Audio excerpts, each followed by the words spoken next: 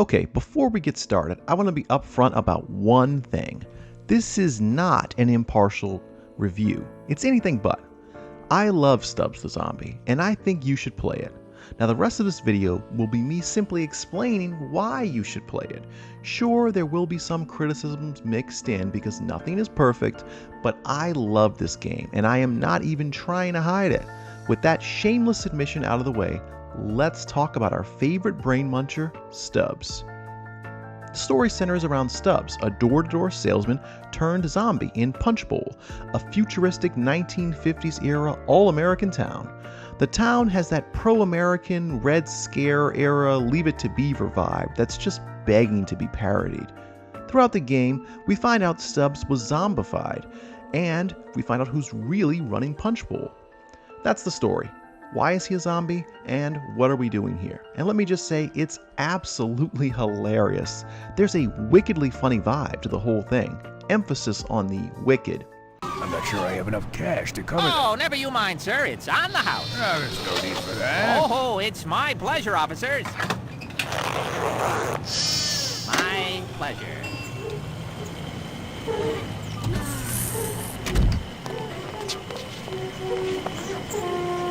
Hey, want me to look under the hood? No!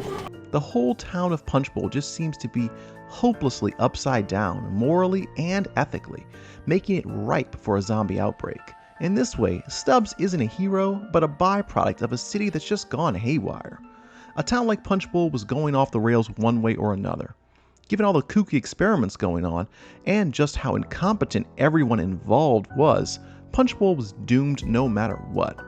Whether it was a robot uprising, a portal to a dark dimension, or a zombie apocalypse, Punch Bowl's doom just seemed inevitable.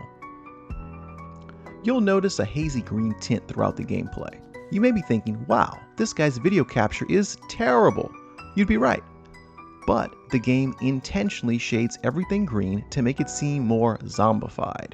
When you eat someone, the screen changes and becomes more true color, at least for a little bit, since you're kind of temporarily absorbing their humanity. This means that Stubbs is one of those darker games that is heavily affected by glare, so maybe played in a dimly lit room, if you dare.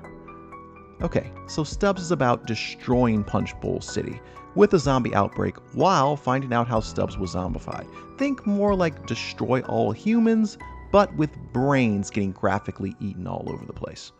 Stubbs does have a few options for dealing with enemies directly in order to get at those sweet, sweet brains. He can whack them, eat their brains directly if they're stunned or if he gets behind them, or he can rely on special abilities that are powered by eating said brains. Stubbs can throw his guts like they're grenades, unleash an awesome radial fart that stuns nearby enemies, take over enemies with his hand, and he can also roll his head like an exploding bowling ball. Each ability has a small meter that is refilled with brain power.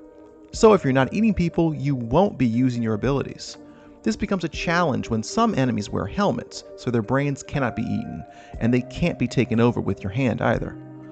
You fight the police, military, scientists, some repair bots, and lots of mostly defenseless civilians. The need for brains incentivizes you to gobble up every civilian you encounter, which is genius. Absolutely wicked, but genius. The civilians also make the world feel lived in, which goes a long way to immersing you in the zombie apocalypse setting. Oh, and yes, it is fully co-op, so you and a friend can terrorize Punch Bowl together.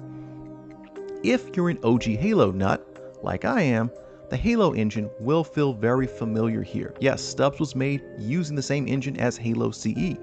Some of the soldiers you see in later levels will give you Halo Marine vibes, especially when they start chucking around grenades. The vehicles littered around everywhere, and the way Marines needlessly shoot dead enemies are also staples, but the Halo DNA is most visible when it comes to the level design. It is mostly wide open. Think of it as a linear sandbox, if you will. Stubbs, you rarely need to go about and complete objectives. You either just have to kill everyone on the map to advance, or you can just bypass some enemies by moving to a given door or something, just like in Halo CE. But the way you approach combat, or whether you get into combat at all is entirely up to you. Stealth, melee, and ranged combat are all seamlessly interwoven to give you many different gameplay options. The stealth components are a little clunky, but they are few and completely optional. One way Stubbs innovates, however, is with the infection dynamic. In most games, you find CPU allies, or you have a dedicated squad that follows you around. While in Stubbs, sometimes you will find stray zombies that aid you, but for the most part, you spawn your own allies. Stubbs is ground zero of the zombie outbreak, and you bring the party with you wherever you go. The combat has a beautiful symmetry to it in that way. There is this push and pull where you start out on the losing side, but as you eat more humans, your ranks grow while their ranks diminish. What starts out as a pitched battle can turn into a total rout, as dead police officers and soldiers rise up as zombies to eat their former allies. And the way they eat them, my goodness, it is delightfully twisted. Stubbs regenerates his health when he's not in combat, but he also gets health from eating the brains of enemies. This incentivizes aggression and encourages the player to take risks, which leads to more dynamic gameplay. It should be noted that bringing the zombies with you is a little like herding brain-dead cats. The zombies get caught in the environment, and there's no reliable way to get them to follow you all the time. As far as difficulty, I would say avoid playing it on Insane, unless you're doing a second playthrough, because the stages at the end of the game can just be punishing. The issue is that enemies kill your zombies so fast that it ends up becoming just Stubbs versus a bunch of riflemen, using hit and run tactics, which isn't really how the game is supposed to be played. One zombie versus a dozen troops is just no fun for the zombie, so consider yourself warned. Look, Stubbs is fun. Sure, on the Insane difficulty, it can get annoying, but trust me, just skip that, because Stubbs on any other setting is amazing. I mean that. It's not fun, it's not entertaining, it's literally an amazing game that deserves to spawn an entire franchise. Even though we only got one Stubbs game, don't worry, Stubbs is a zombie, and those guys live on forever. Ted would have wanted it this way. I watched him die. Yeah, like 3 hours ago. Don't live in the past, Judy. It's time to move on.